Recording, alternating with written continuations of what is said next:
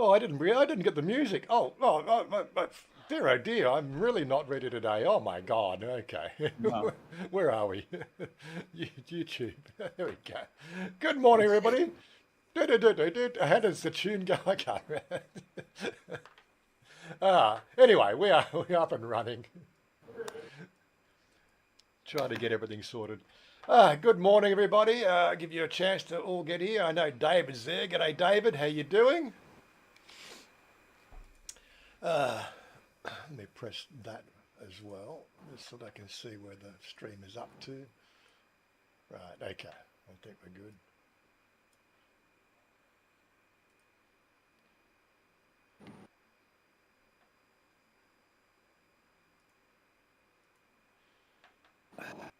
Weird. Okay, yeah. Good morning, everybody. As or give people 9 watching already, so 9 people have tuned in. That's me and Jerry and 7 others. Hello, 7 other people. So we'll just recap what we started with. So like you didn't make it to the meetup last night because you had to go and pick up Chris. So Yeah. so like this is part of like okay, Chris had the hair transplant done pretty much just on 12 months ago. 1 year ago. Yeah, 1 year ago, and it really came out quite well. So he's just gone back in to have another 1,000 strands put in. He got a an update, if you will, another 1,600 strands in the front and in the back. Hmm. So I picked him up. I got there about 5:30. We didn't get a taxi until about 5 to 7, Right. and I didn't get to, well, no, about a quarter to 7, and I didn't get to his house until 7:40 ish or so. Mm. So it was just impossible to get to the meetup. Yeah, it was a really low turnout last night. It was only 3 people or 4 people turned up for the meetup last night, but that's probably because it was so freaking raging hot. Raging Yeah, hot.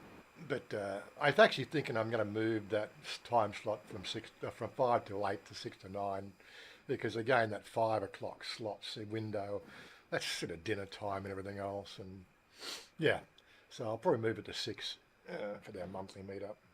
I don't I think intend. that's the right idea. Yeah. It'd be attract more people, and it's a little cooler on top of it. Mm. So the whole idea was to give us 5 to 8 was a preparatory, get people together so we could go out somewhere at 8 o'clock or after 8 o'clock and, Yeah. do the boys' night out, or the boys thing, In Well, you might want to think about just a 6 to 8 o'clock, and then 8 o'clock we decide where to go next. This way, we're only out there for 2 hours in the heat and drinking for 2 hours versus three. It might make sense. You got to think about it. okay. We'll put it under some review for the next, for the next few weeks, and then when I post the next event, we'll make the change. Anyway, I see Shafty's there. G'day, Shafty. Oh 07 to you. And Dowlo, good morning, afternoon. I'm growing my eyebrows so I can brush them back. I guess no one's going to notice. What was that? We had a politician in Australia. What was it? They had these massive freaking eyebrows. Oh my God, seriously. All I want to do is jump in a screen and just trim them. Look like hedges above his eyes. Um, somebody, John Howard, that was the guy. Thanks, Shafty. um, yeah, I've switched the stream into the ultra low latency, so we should get a bit quicker response from people chatting in the stream now. Because like that 30-second delay with the default latency this should bring it on par a little bit closer to what it is when we stream on Twitch. Anyway, yeah, so we had a few people. Bangkok Pat turned up last night, so we've organised to go and hang out. He's coming for a haircut on Monday, and I might get a bit of a trim done as well. It's getting a bit thick around What are here. you going to trim?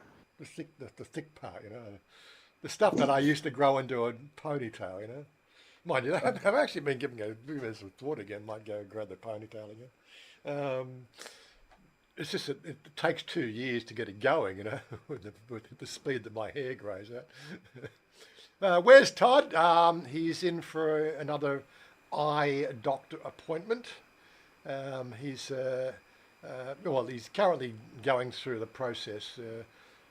His eyes over the last 6 months, his eyesight has rapidly diminished. It's called cataracts. And I'm pretty sure it's okay to talk about it. And he's just been going through different procedures to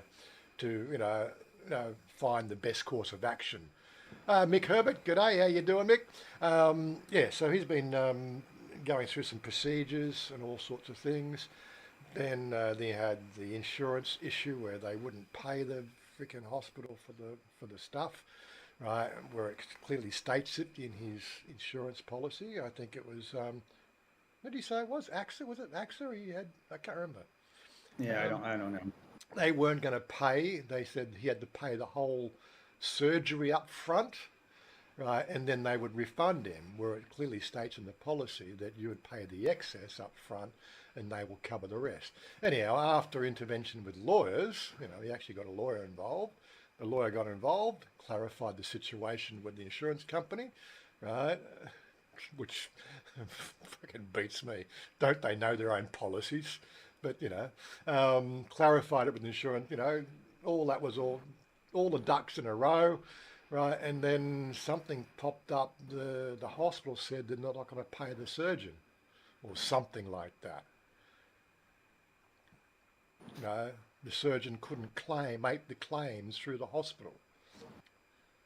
Yeah, he said something like that. Yeah. But seriously, you go through 6 weeks of preparation to do all this, go through all these hoops, then what? And the doctor can't get paid? Well, there's something shonky going on there. So now he has to start that whole round again. Well, obviously he has all these previous, results collected, but he's now got to start the whole process again with a person you put him onto. Is that what Tiki? Yeah, there's 2 or 3 top quality places here. And I actually have also the developmental medical clinic. Their doctor is noted as one of the very best. So after his appointment today, he'll decide if he wants to see this other person. Dallas says, upset your eye surgeon before having the operation on them. What could possibly... Yeah, exactly, yeah. Well, we feel that there was a separation between doctor and hospital, probably because the doctor was doing, creative accounting on the bills. That's what we were putting it down to anyway. But it emphasises the point that I think we constantly emphasise this point here on the stream and throughout our videos that we do. Thailand you need a foothold. If you're going to come and live here, you need a foothold. You've got to find the people, the people who can be part of your gang. Like Robert, he's my AI, I'm glad he's here because this first one here, hopefully he'll correct anything that's wrong in this article. Because I don't know much about, business startups. I know I'm watching one of my friends go through a process of a venture capital process, which I'm sort of loosely involved on that one, so I'm learning something as I go along. If you're not learning something throughout the day, then you might as well just go and dig your grave. So we've got that going. So this is obviously fortuitous. Oh, look, I live in a world of synchronicity, that came up, and then this article comes up about startup. Oh, that takes my interest now that I'm sort of partially involved in that. But anyway, well, you'll hear more about that once it gets finalised. But that has so insurance companies are insurance companies. Look what I had to go through. I paid 1.5 million up front, but finally managed to claim it back. Did you get it all back, Robert, or was there an excess, or what? How did that go? Yeah, just for those who are, I'm sure everybody knows about Robert's battle with the dreaded C, not the COV, the CAN. The other C word that it's been around for a long time. And it gets the best of us, unfortunately. Thailand is unique. Is unique. The same company can treat two people completely differently. Yes, I know. Um, anyway, yeah. So getting back, so that yeah, before I got sidetracked, I wish I could stay on track sometimes. Um, yeah. So Todd. yeah, it's a Todd. Well, that's it. He was. He'll be back on. You know, he'll be back in the throw of things once he gets this shit sorted out. Let's put it that way. And You know, before you go away from that, for people that don't know, doctors here throughout the system are paid by commission based on whatever they charge. yeah, At Bumrungrad, they charge more.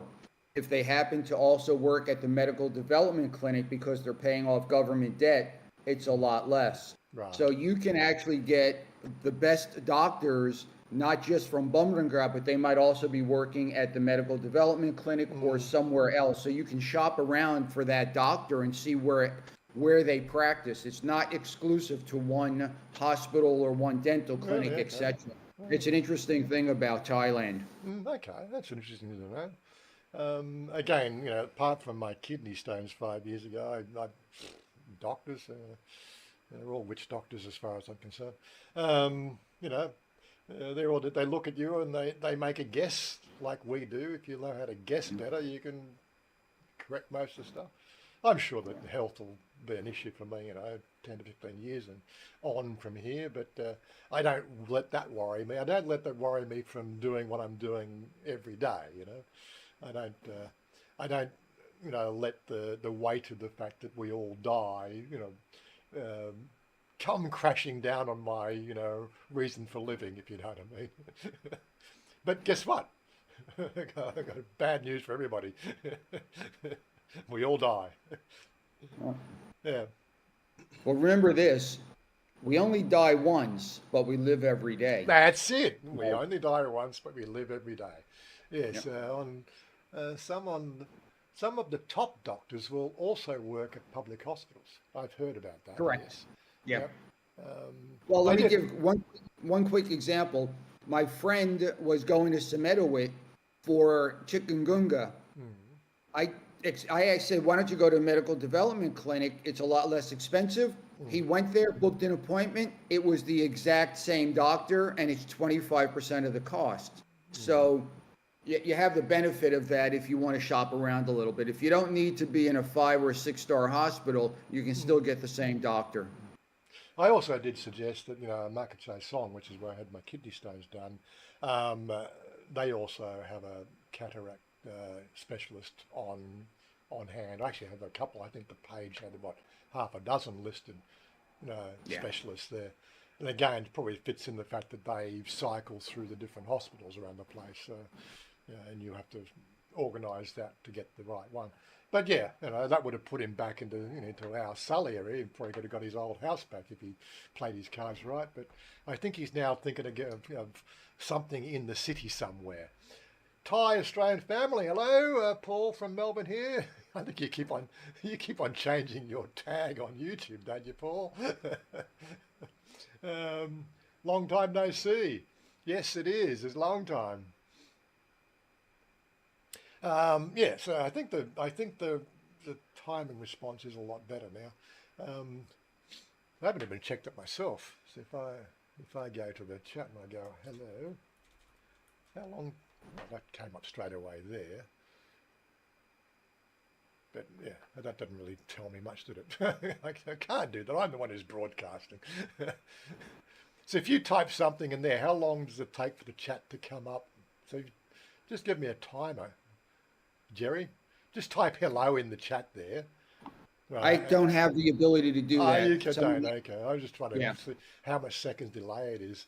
It seems very quick at the moment. So yeah, in somebody's Bangkok, gonna have to do that. I yeah, can't. in Bangkok in September. Let's catch up in our favourite place. Well, I'm in Bangkok nearly every Friday. Straight away it comes up. That's good. Yeah, so that's low latency thing. Yeah, that's good. Bit more like Twitch now. Yeah, so we do. I don't know. We might get a kick on this story because I think people want to know more a bit about this the real cost of startups, I think we'll go to the bigger screen so they can all read it. The real cost of startups in Thailand unveiled. Interesting story. Good article. Yeah. Initiating a startup venture in Thailand offers a compelling opportunity, particularly given the nation's potential for innovation expansion. The attraction of establishing a business in Thailand, famously known as the Land of Smiles, is significant, attributed to the comparatively low startup costs relative to other nations. However, what does the financial landscape entail for entrepreneurs? Just on the whole red tape thing, I mentioned this when we set the salon up, I think that 4 years ago. In that situation there, like she basically didn't have to do anything. She just went, found the shop front, signed the lease, and then we just moved stuff in. There was no legal red tape, anything nothing to have to deal with. Basically, she wanted to start a salon. Bing, bing, bing. There's a salon there. Now, it's not the same as a startup, but I suppose it is a startup of sorts. It's a small business. One of the things that surprised me, like I know when I started my business in Australia, geez, the accountants, the lawyer, the paperwork, the LTD company bullshit. Oh my God, seriously, who wants to start a business up in Australia? Red tape, red tape. Here, you just basically, I'm going to do this. I think it was like 6 months after she was in business, she had to go and talk to the tax man. That was the only other bit of tax. That was she started, I think, October, and it was sort of March. She had to go and see the tax man, right? And she didn't have to pay any tax because she was under that 150,000 threshold. So yeah, and although she was doing really well, just before COVID hit.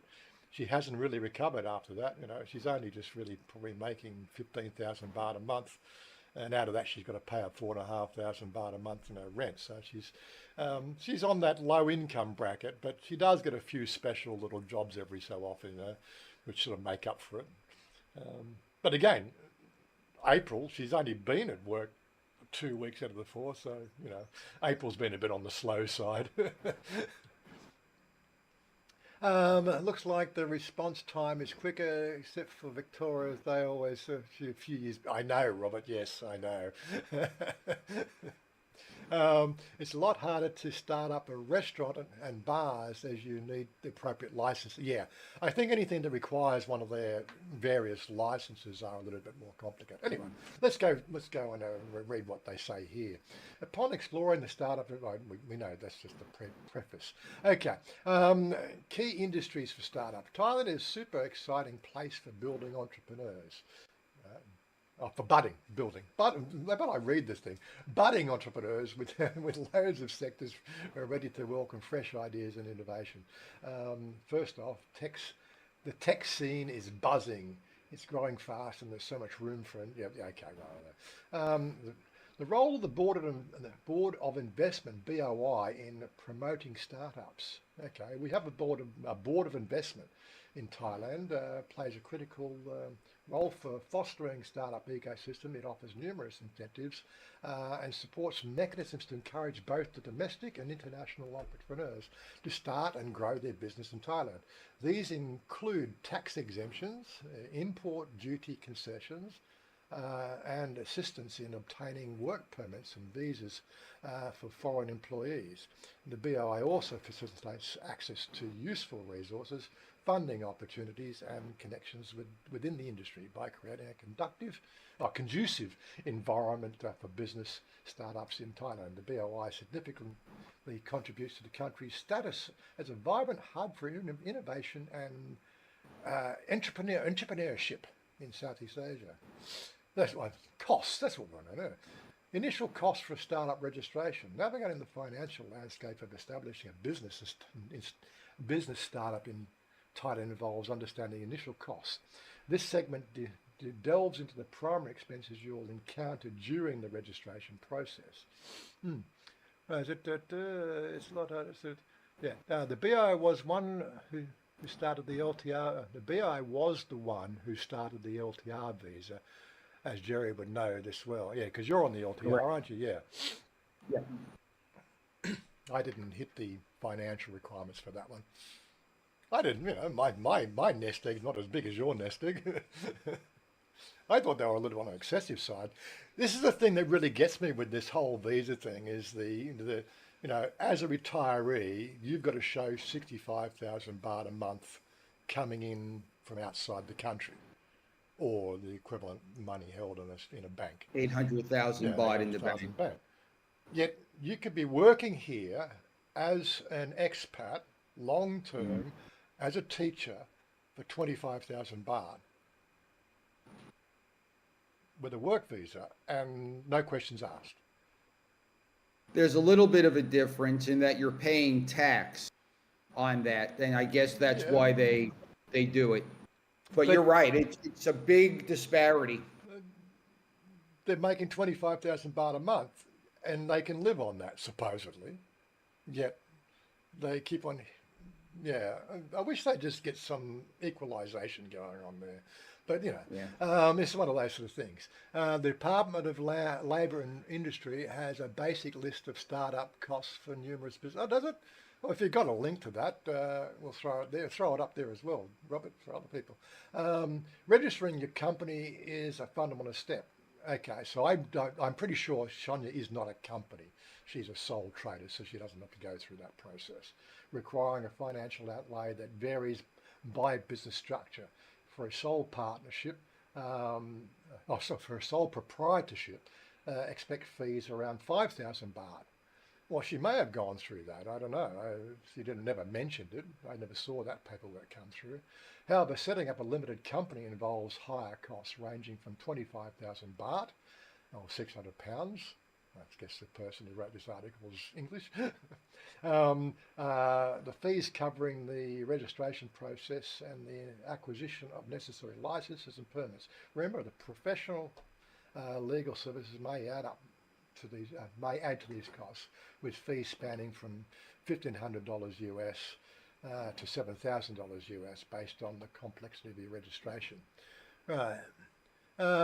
Just so I am clear around tax, from what I understand, you need to be in Thailand for more than 6 months and have earned more than 1 million. No, I'm not sure that's correct. Basically, I understand you need to be. Well, there's a tax upon me. If you are a foreigner living in Thailand for more than 180 days, you do come under the big tax umbrella, depending on that source of income. Is about the best way I can qualify it, right? Somebody on retirement income or savings income, nest egg income and everything else, which has already been pre-taxed in a different country, and there's a tax agreement going on, what they call this dual tax agreement, then the tax implications in Thailand are zero, right? And they will let you know if something is amiss, right? I have not been told I need to front up next year in March and present my taxable income any way, shape or form. If that does happen, I'll tell people. It's, but I can't see how it could even come into the purview, right? Because they want us to stay here and spend our Australian dollars in Thailand. End of story, right? They will negotiate with the Australian Tax Department with, this person here, this tax identification number, blah, blah, blah, and they'll realise that there's no tax liable and they can't do anything. That's the way it should work, right? If the Australian Tax Department posts the fact that there is an income, then they'll want their fair share. But again, I know I've got it with the US tax agreement, right? The US takes my tax out of my measly YouTube income, right, of 5%, and so does Patreon. They take their 5% per diem, or I think, yeah, and then there's of course YouTube take another 35% on top of that, which is YouTube money, and then Patreon take 10%. So but that 5%. How much do you get? How much do you get after all the taxes you pay and all that shit? About 10 times more than you do. Okay. All right, fair. But I have to put that on my Australian tax department, and any tax that was liable that tax that's already been paid in the US gets deducted from the tax liability in Australia. That's how it works. Mm. Wow. And I'm not sure how it would even come into any sort of a situation if Thailand wanted a piece of the pie there. But again, it adds a level of complexity. I don't want to deal with it. I'm under the threshold in Australian tax law, so there should be no tax liable anywhere. End of story. If they do want to make an issue of it, I'm sure there'll be a video, and we'll go through the whole bullshit. Burn that bridge when I get to it. Anyway, moving right across. Not correct. 180 days in Thailand per calendar year makes you a tax resident. Yeah. Makes you a tax resident if you're earning an income. If you're not earning an income, you're not a tax resident. Is there a tax agreement between, yes, there is. It's been since 1969 or 71, something like that. The Revenue Department has not issued an order stating that Farang will need to lodge returns. Yeah, I know. But things will change as we get closer to the, I think, taxation thing next year, 2025, around March, so we'll know better.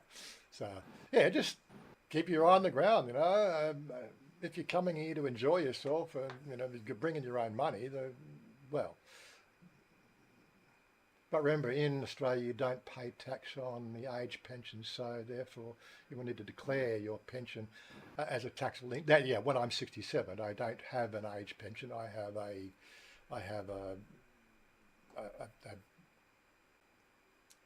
have something else which qualifies under the, it's not an age pension. It's an investment portfolio which falls under the purview of the superannuation policy, which means that money goes in and gets paid taxed on the way in.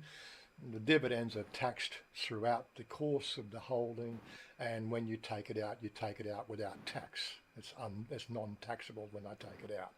It's a little bit different to the normal taxation process, but yeah, it's something I've got to sort out this year anyway. So I'll give you more on that one as it happens.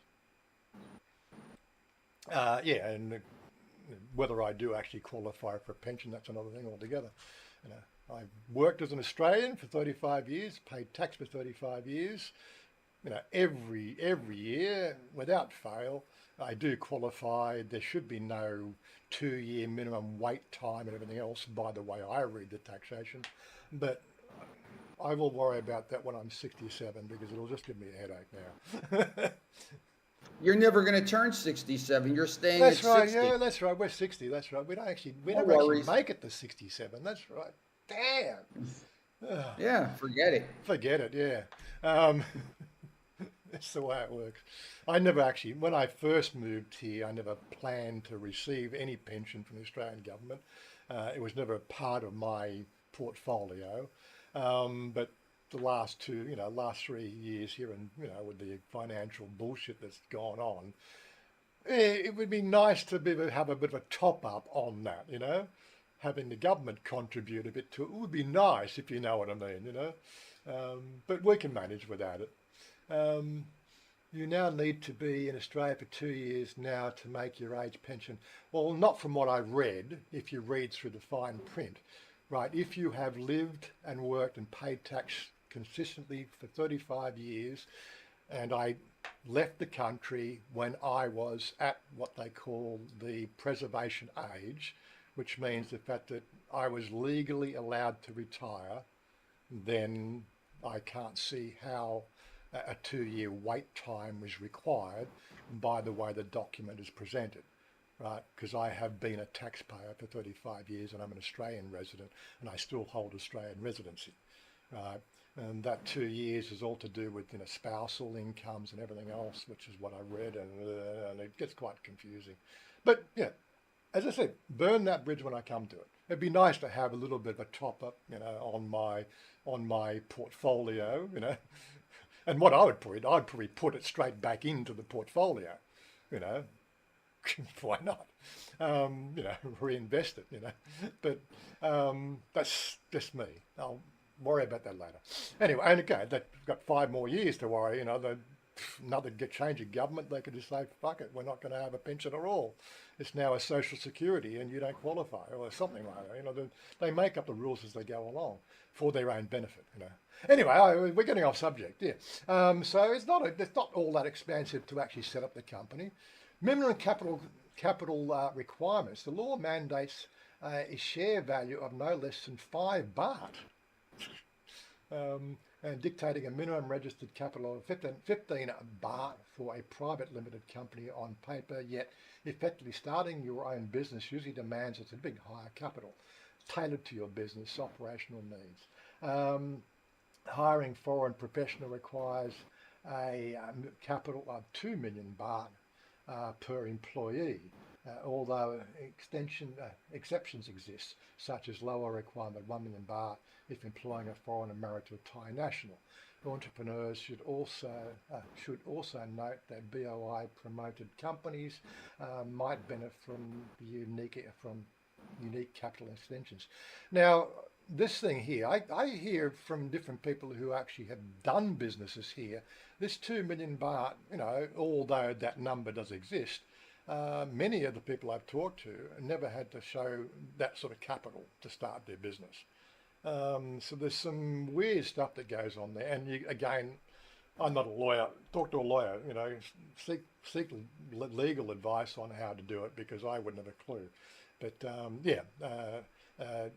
being a foreigner starting up a business, a few people I've spoken to, they just had to show that they got stock and chattels and things like that. You know, they got a business, blah, blah, blah. You know, they might have had 200,000, 300,000 baht in the business, but that was enough to secure the company and things like that. But I don't know enough about it. It's something that, you know, if I was going down this course, I'd do more investigation. I just thought it'd be a good conversation piece. So let's, you know, people look at these videos after we watch them, you know. So that doesn't matter, Warren. I personally know 4 people who had to return to Australia in order to make their pensions profitable. Yeah, well, as I said, we'll see about it when it gets to 60, when I get to 67. Because there must be another document that has a different wording. The documents that I've read and had people look at sort of said, no, I'm quite fine. But as I said, if it was today, I'd make the inquiry today. When I'm 67, if there's something that somebody owes me because of all that tax I paid, then I'll be, right. If they don't give it to me, well, guess what? I'll no longer file a tax return in Australia. Why would I continue to pay tax? You're not giving me a fucking income. You say I'm not qualified, well, fuck off. You want to have a fucking issue with it, we'll fucking take it to the fucking highest court. Fuck it. You go, Waza. You know, it's just like they make these rules up to suit themselves. Yeah, I will not be eligible for an Australian age pension, yes. Well, your assets decree that. My assets still puts me at a sort of a 50 or 60% of the age pension or something by the numbers, but you know, and again, you know, the whole system just sucks. You know, this, you know, trickle down economy, no, a trickle up economy. Choosing the right business address. Business and address company not only act as a legal domicile, but also influences the perception of your brand. Central business, albeit premium costs, alternatively working co-spaces and my true digital park provide cost-effective solutions with the added benefit of connectivity within this tech startup systems. Because I never had these things here when we first set up the business here in Thailand. We went through Surfcorp. They did it all for us. Ongoing operational costs. Well, every business is going to have ongoing costs. That's depending on the business type, I guess. Hiring and employing management. Employee represents the most valuable asset in your organisation. The expenses associated with employing staff in Thailand include not merely their wages, but also compulsory contributions to social security, which presently stands at 5% of the employee's wage, subject to a maximum monthly contribution of 750 baht per individual. Moreover, offering competitive benefits to attract skilled professionals might increase operational expenses. Investing in training. Yeah, okay. Now, one of the things I heard about this thing here, like couple of people over the years have said now they started a business and they just put their family members on the books as employees, and what they ended up doing, they'd put 4 people on the books at 750 baht a month to the government, which was their per diem. They never actually got paid. They just paid their insurance, but that then allowed them to be employed in their own business. They could get a work visa on that because they had 4 Thais working there. Again, you always take everything they talk about with a grain of salt, but that's probably one way around some of these cost things as well. Accounting and tax filing. Efficient accounting and diligent tax compliance are imperative to evade penalties. Robert, even on my last year working in Australia, I paid over 45,000 AED. Oh, really? What a rip-off. And because I have invested wisely over the years, I cannot get a pension. Yes, yeah, well, that's the other side to the equation. I think most of the world relies on the government to rescue them. People like, Robert and myself, we never planned the government to rescue us. So we made our own plans. If I wasn't so, had my knickers in a knot about, them not knowing what I actually did in their company when I told them I'd like to move to Thailand to retire. I even offered them, I don't know if I mentioned that, I actually offered them a 40% reduction in my salary if they could put me in Thailand, because I could do everything in Australia if I stayed and lived in Thailand. No, they wouldn't have it. Then I left, and they kept me on for 6 months because nobody could do the work. Well, obviously I had some value to you. Right?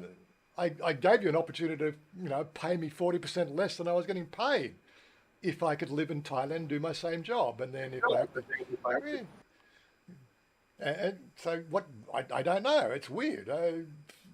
Don't companies do the books the right way? I don't know. Sometimes it's just diminished responsibility. Let's just say that.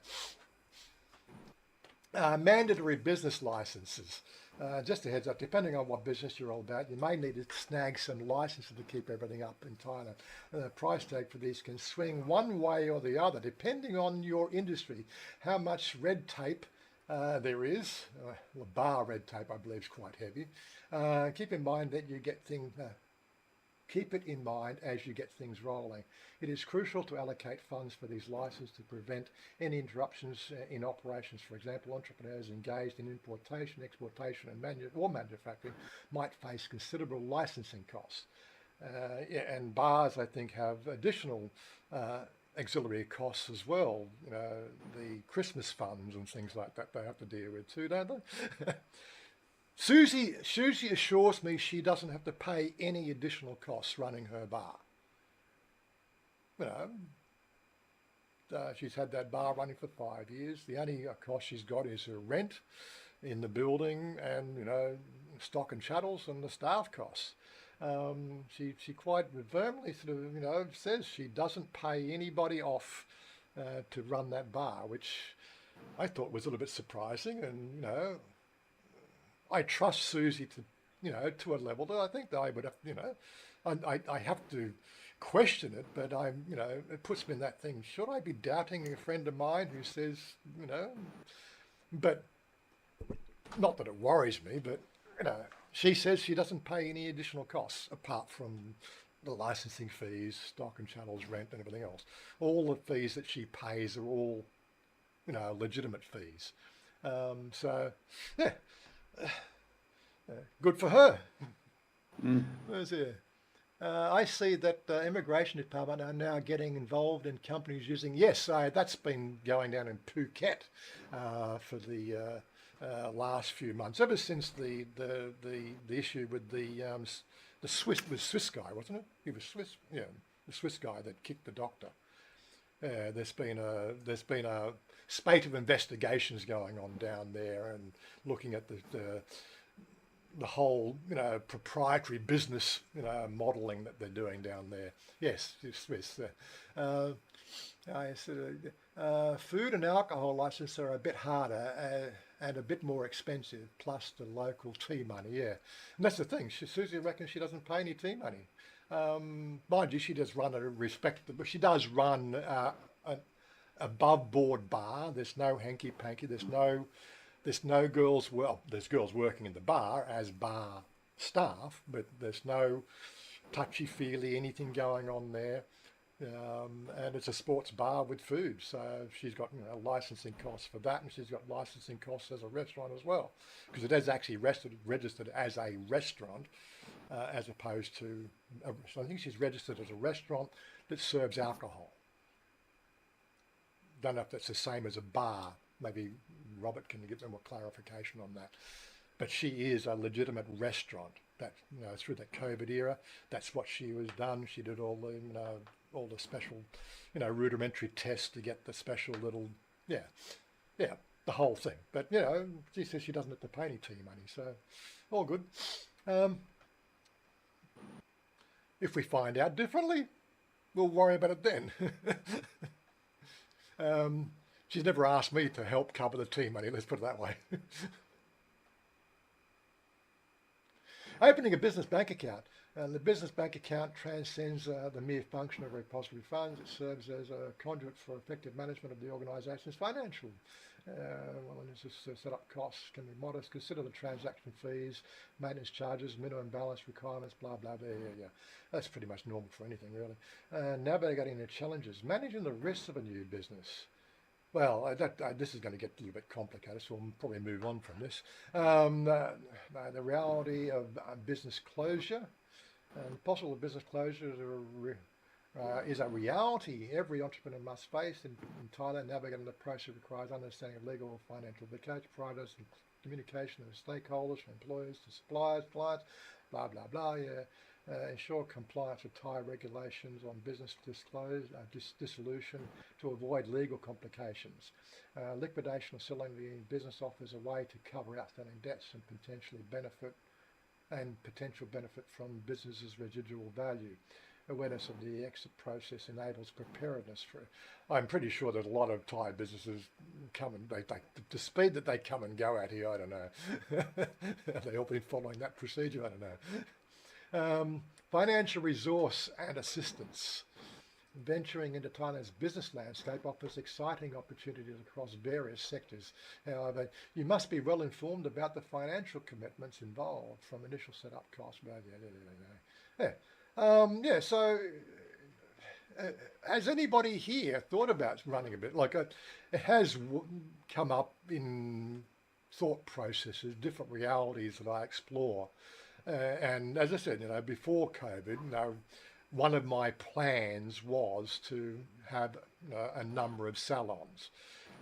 I was going to, the name I had picked out was Coffee and Curls, which means it was going to be a salon which served coffee.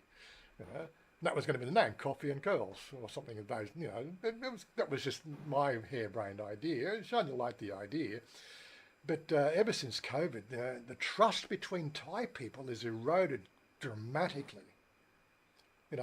Two people in the same business sector. Okay, Shania goes and helps out her other girlfriends that are running salons. I never see her girlfriends running up to help Shania, but again, I think Shania's just that sort of giving nature. She's always ready to jump in and help somebody else, as opposed to worry about her own needs. And again, she's an absolute, unicorn when it comes to the way she is. She's been with me for 15 years, so that's probably that's enough negativity to start with, isn't it? The yin-yang cycle. She's paid her karma. Everything else must be good from now on. I should put us back on screen so you can see Jerry's face. I have a work permit, but no way would I ever want to own a business, especially at the rate they open and close. Yes, that's another thing you've got to worry about. Yes, a lot of backstabbing here in Thai, especially when it's business related. Yeah, well, I don't see the backstabbing. I just see this issue with the casualness and okay, my business, our business hours were 9 to 5. When I ran my business, I was there at 8:30 in the morning. I was there till 6 o'clock at night. We did have a shop front, for our enterprise. But I was there every day, 6 days a week. That's what you do when you run your own business. Make your money. That's what you do. Okay, we might have played golf, on a Wednesday, with people like Jerry Harvey, or what his name was. Was Jerry Harvey? No, what's that guy named Harvey Norman? We played golf with him once. We were up to 2 on the tee, and then he was behind us 2 on the tee, and he just walked up and says, "Do you mind if we play with you?" Well, I knew who he was. We just didn't make a big fuss of it, So we played a round of golf with Jerry Harvey. That's, the owner or managing director of Harvey Norman Discounts. If you're not Australian, you probably don't know Harvey Norman Discounts. It's like Walmart in. See, that's another thing you say you've done, but I've tried to get you to do it here, and you don't. So, bass playing, golf. I'm waiting to see you do something else besides YouTube and gaming. I'm waiting. Well, golf hurts my feet because I got to walk. No, you got a cart. They make you get a cart. But I got, again, how much swing and rotation you get on your feet in that golf swing. I have 2 sets of golf clubs. You're welcome to use one. I am not going to go play golf in 38-degree temperatures. Shit. My golf course is Wiseman's Ferry. It was a 9-hole course in Wiseman's Ferry, which is almost sea level, in a valley, and the weather there was just perfect every day of the year, just about every day of the year. It was lovely, It was more like Scottish weather, which is where I learned to play golf. Except Scottish weather, you're going to play with yellow balls or red balls in snow, for 3 months of the year, and that's not fun at all. Especially if you've got a slice. Where did my ball go this time? Oh my God. Anyway, just moving right along. That's why I love working for the government. Good money and plenty of sick days taken. Yes, I know. After 7 years, I just got sick and tired of being a fucking bank for corporate fucking entities who wanted to fucking take 90 days or more to pay the bill. Yet they want you there yesterday when something goes wrong. Not that something really went wrong all the time. It's the fact that, you got 100, businesses on your books, who want regular attention. There's always something going on, but they'd want you there now. Well, is the accountant there to pay the bill for the last 90 days? Yeah, he's here. He's ready to sign the check. Yeah. You rock up. Oh, he went for lunch. God, that just drives you nuts. G'day, Joe Elliott. How you doing? Too hot to play golf out here. I used to be a member of the Royal Sydney at Rose Bay and played at a handicap of 5. Bastard. But would not think of playing out here, yeah.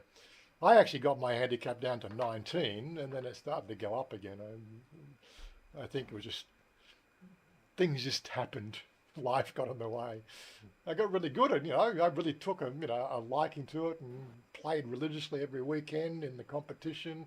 I actually won a trophy in Scotland. I got a second place trophy in our local club at Wiseman's Ferry. But yeah, they were handicap competitions, and they did handicaps pretty good. So I didn't have distance. My biggest problem with golf was distance. People are doing 240 metres off the tee with a one wood. I'd barely get 190 off the tee with a one. If I wanted to keep the thing straight. I could get 240, 250 metres, but three fairways across, To keep the thing straight, I just had to take a bit of the power off, Darts is more your game, is it, Robert? Exactly. That's my game. Anyway, I think there's two more articles I was going to give. There's a new green zone, a wetland forest for recreation being built in Bangkok. I do love this thing. Now, we're just talking before the screen started. Like, the biggest problem with this climate change, man, let's just plant some more trees. How hard is that? What is stopping the governments of the world planting more trees? What's stopping them? We need a carbon sink to get rid of the carbon in the air, and well, nature come up with one millions of years ago. What happened? What, we want to play God and make it disappear some other way? That's how you stop it. Proper forests, proper greenery, proper everything. Let's green the planet. This is what we want. I want green. Anyway, they've got a new green park. I did locate it. It was this is where it is. It's Klong Kum, this area here. If we stretch out, we can see roughly. It's just above. There's the airport here, so it's a little bit closer to sitting in the airport. That's the current green lung here, or one of the lungs. The second green lung is I can never find it when I look on this map. I've got to use that map. It's got a particular, that one there, that's the other Coquette. I've never been to Coquette. We've got to do a wander out the Coquette. That's the one that you can get a push bike on the island. You ever been there? Jerry, you ever been to Coquette? I have not. I didn't even know it existed until just now. Didn't you? Yeah, well, the Chai Phraya goes around there, and there's a bypass, that they've built it. The only way across is by a little punt or ferry. You can get a motorcycle, you can get scooters across. I don't think they'll let me put my Vulcan on there. And again, getting on the side, you're riding on pathways that are bicycle width, and my handlebars are a bit on the wide side, so I probably wouldn't take my bike across there. But yeah, you can get push bikes, and you can cycle this whole loop here.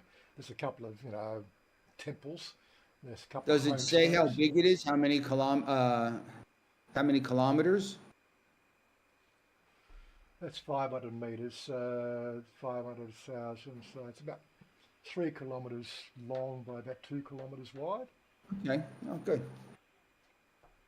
Yeah, I know we did a push bike. This other green lung down here, which everybody knows about.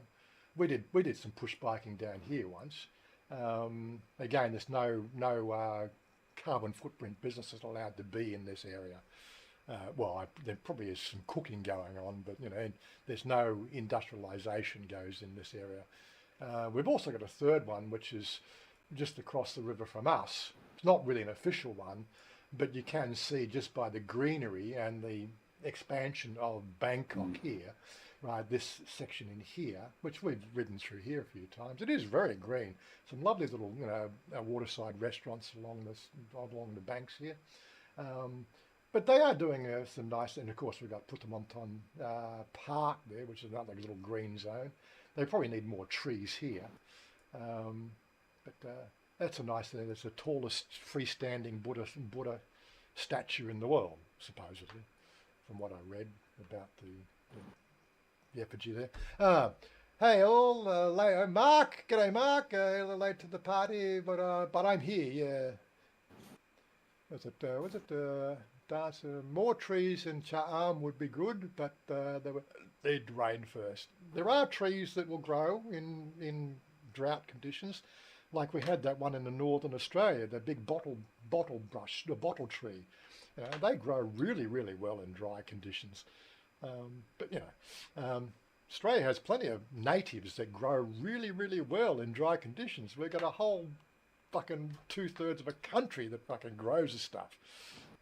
But Victoria time. Yes. Yeah. So anyway, so this whole green lung thing is, it's another good move. Whereas, yeah. Just on that subject, so for people that don't know, Benjakitti Park in Bangkok is an absolutely beautiful and awesome park. Lots of greenery, lots of trees, shaded areas, walking areas, dog park, where I play pickleball, people play badminton. Just something to be aware of. It's right in the heart of Bangkok, easy to get to, and beautiful. Yeah. And that's another video I've been meaning to make over the years, which is do that skywalk between Lumpini and Benjakitti Park, and just do some, some layup, nice you know, showing you some of the greener parts of the city, but I just haven't got around to it. Again, I'm not going to do it until at least it's cooler. You can't shoot it at night. It's a park. You're going to shoot it in the daytime, you know. Yeah. I think the only way to do that one is at 6 o'clock in the morning. And no Well, way am I getting out of bed at 6 o'clock in the morning.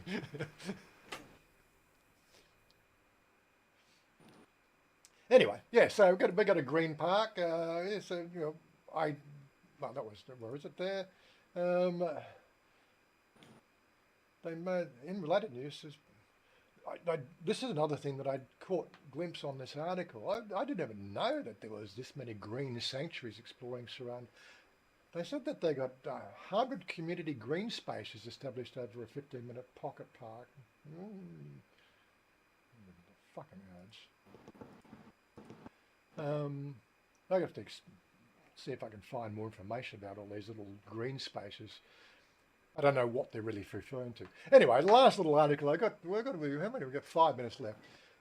This one here hit the news. Now, this guy started posting in my Facebook group, right? And yeah, you know, he's pulled all his content down now. He got talked to. If you are going to have a YouTube channel here in Thailand, now my next video out is the 10 worst things in Thailand. My 10 worst. I did this video, what 6.5 years ago, and I thought I'd recap it because it's amazing how, you know, 6 months into your retirement, you see Bangkok or Thailand one way. And I had to sort of do another video based on the fact that these were the points that I raised, and I gave them a bit of a review. Check that video out; it should be out Monday, so as soon as I get it edited. But yeah, so but trying to put, you know, like he was just, you know, he's a bit of an heroin explorer, right? Alternate reality explorer. He's a bit of a, you know, out there sort of. I've known people in my circles like this. They are a little bit Fruit Loopy, but yeah, he did some shamanic videos, you know, doing mushrooms and things like that, and putting this on YouTube of all places, you know, and he was given shit. He was really putting some shit on Thailand. He got wickled away, told cease and desist, or we'll kick you out. The trouble is, he's already crossed that defamation line. It only requires one Thai person to really file a complaint against him as for defamation, and he'd be out of the country. Never defame Thai people. You know? You can be critical, but critical review and defamation are two completely different things. Yeah, just, you know, not that I really had any need to defame anybody apart from the shitty Thai driving that I see on the roads, you know, and the words I use. Where did you get your license? A cornflakes packet? Jesus Christ. The one thing that really pisses me off about Thai drivers is U-turns, right?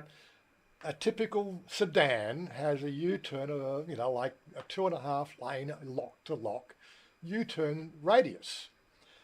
Why do Thai people think that they've only got about 1.5 turns lock to lock? And was it just too much effort to turn the steering wheel? I don't, look, you can actually turn into that dedicated merging lane without fear of being hit if you just look at the road and see that this is your lane to turn into. And they stop there. They stop there for 5 freaking minutes until the traffic lets them into the middle lane.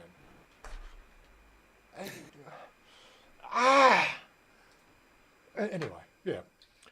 There's been a bit of defamation in that situation, but it's not on record. Or maybe maybe in the car camera, but that's not going public anywhere. But yeah, again, like one of the points in that video was, you know, Bangkok traffic. I had to change that one. No, it's not the traffic that really pisses me. It's the driving which creates the traffic problems. It's just the idiots have no idea how to drive. Anyway, listen to the video. Well, we are getting close to our, time to get the frick out of here and go and do some other stuff during the day. Anyway, he had done some new videos. The guy looks like a stoner. Um, and he had to do an apology video and everything. I thought it was quite funny. But yeah, if you like that sort of stuff, then go and watch him. I'm not even going to give you his channel. You can find it. I think he's got 1,500 subscribers now, just by being, putting dirt on Thailand. But that's the nature of Thailand these days. Is if you nature of media these days. You start putting shit on anything, you create ruffle feathers and become an instant hit overnight. I tend not to want to ruffle enough feathers. Maybe that's why I need. Maybe I'm going to do something to change my channel. I don't know. How can I still keep above the line, but ruffle some feathers so I can get more views? I don't know. Not worth taking the chance. No. That's the nature of the YouTube land. Anyway, we'll get out of here. We'll close that one there. That's a nice temple. There's another temple I've not been to. What's it? This one here. I've been there. It's pretty cool. Yeah. Yeah, I've seen it from the river, and we're still going to do that hop on, hop off, ferry, the tourist boat ferry where you hop in, hop off for one fare, and I'm just realising now that Wazza does not post these Saturday mornings live streams on his does not post. Oh yeah, again, this is the gang. This is just the gang get together. This is how we find our people. It's only our people know about these videos. People who synchronise with the feelings of Thailand, along the same feelings we have for Thailand. People don't understand the power of synchronicity. You put a vibe out there, it'll synchronise with other people's vibes. That's getting a bit esoteric for most people. But unless, of course, you know how to do it, which I've been trained to do it and trained to watch the signs and everything else, if you start play synchronicity and just flow with the vibes, man, your life becomes simple. It just harmonises. You're not a fifth wheel. Anyway, enough of that. I'm out of here. We're going to go and play some games. You're going to go play some games. I'm not. I'm one jump away from drone land, right? Which I'm sure I'm going to die in. But I need these drone parts. Holy Christ. Anyway, enough of games. Psycho says, when are you going to go and play Helldivers? For democracy. At the end of a gun. There's a great little exactly. It's a great little the ad that they got for Helldivers 2. Some Aussie has actually lifted the ad and redone the audio in an Australian way, and it is an absolute classic. The Mozzies are so big here, like you have to see it. I'll send you a link personally, and you can have a laugh at that. It's the links in. I don't know. Did I put it in my link in the Discord? I'll put a link up just for fun. Okay. Peace out, guys. I'm out of here. We're going to go and play some games now. If you're interested in playing games, the Twitch link is down below. We'll be there in about 30 minutes. Love you to join us there. We can chat more. We got less less issues with political correctness on Twitch, so we can actually talk our mind. We can speak our mind about anything, except the monarchy, of course. We don't talk about the monarchy. No. Anyway, where's the closing screen? Cheers all. Okay, see you later, Mark. See you, Robert. See you, David. Everybody, all whoever's there. Bye-bye. See you. I want you to